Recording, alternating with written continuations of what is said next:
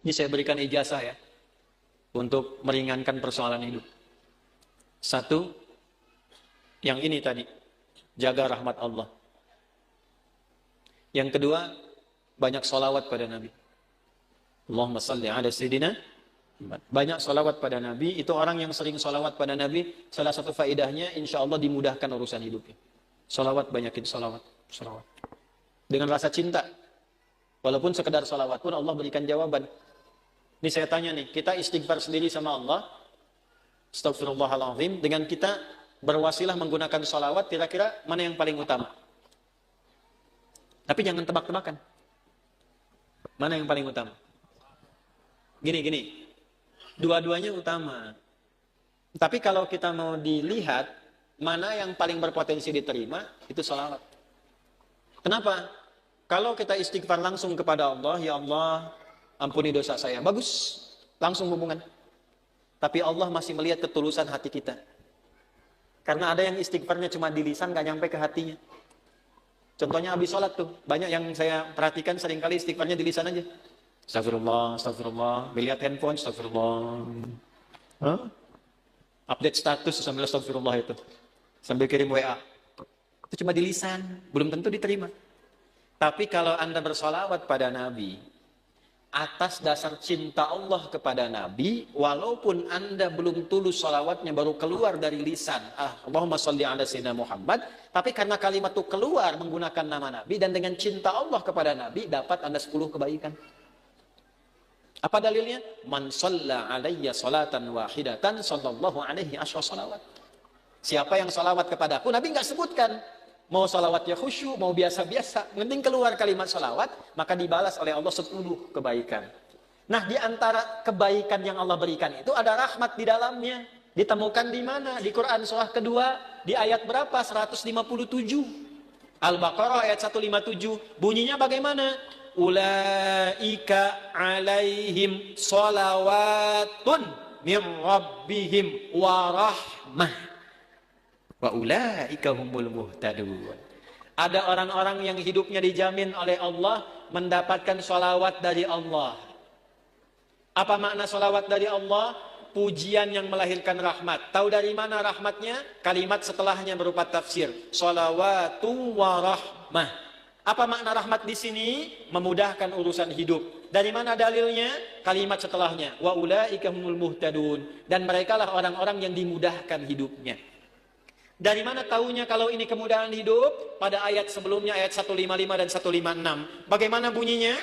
وَلَنَبْلُوَنَّكُمْ بِشَيْءٍ مِنَ الْخَوْفِ وَالْجُوعِ وَنَقْصٍ مِنَ الْأَمْوَالِ وَالْأَنْفُسِ وَالثَّمَرَاتِ وَبَشِّرِ الصَّابِرِينَ الَّذِينَ إِذَا أَصَابَتْهُمْ مُصِيبَةٌ قَالُوا إِنَّا لِلَّهِ وَإِنَّا إِلَيْهِ أُولَئِكَ عَلَيْهِمْ صَلَوَاتٌ مِّن رَّبِّهِمْ وَرَحْمَةٌ wa ulaika humul muhtadun. Duhai kalian yang hidup, aku akan uji dengan berbagai ujian supaya membuat hidup kalian berkualitas, kalian lebih baik lagi. Ujian itu satu bentuknya kekhawatiran.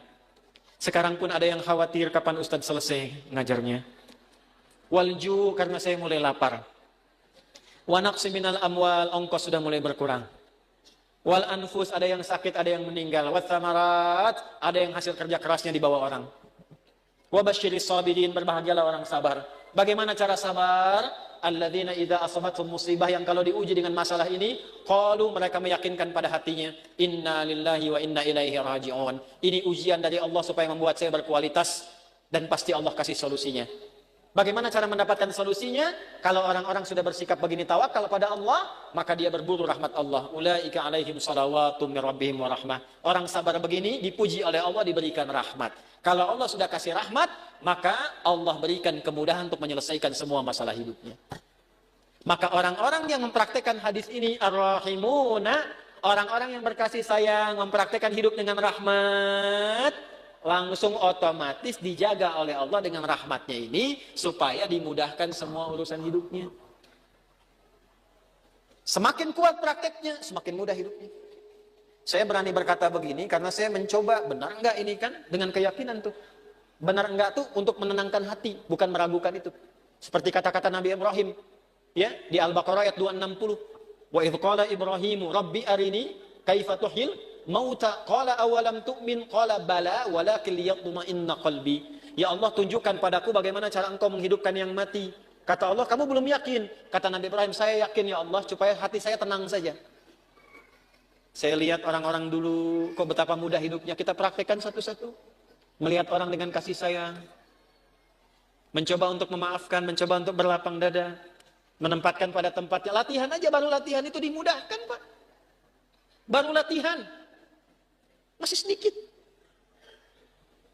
Ini tidak beli. Ini tidak beli. Pak, ini pami kaca soca ya, aya nu ngintun. Ku bapak diangge eta biasa. Tapi Bu, kaca soca ukurannya sami persis. Tuh. Sama persis ukurannya dengan keadaan mata saya. Kan Anda nggak tahu berapa yang silindris, berapa yang minus ini. Ini kalau saya buka kacamata, laki-laki dan perempuan sama. Sama-sama manusia. Makanya kenapa Bu, kalau pengajian perempuan, ibu-ibu, sab muslimah itu saya buka kacamata. Ya, tujuan utamanya supaya yang paling cantik tetap istri saya.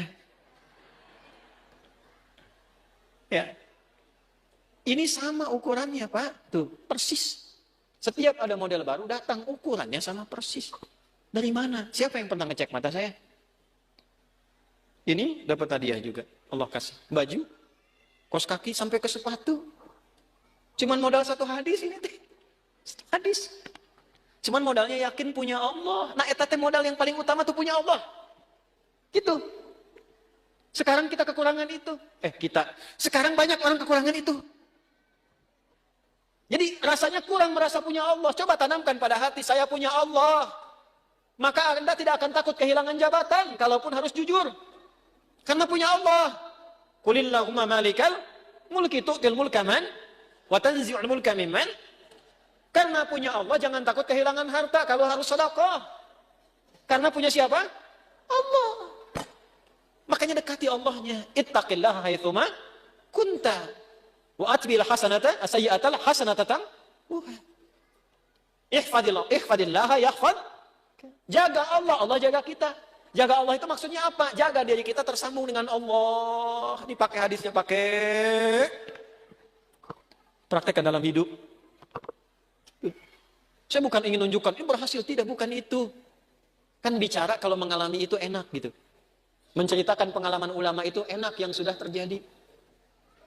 Dulu orang begini dijaga oleh Allah. Imam Nawawi itu selama hidupnya, 99% makannya diantarkan oleh ayahnya.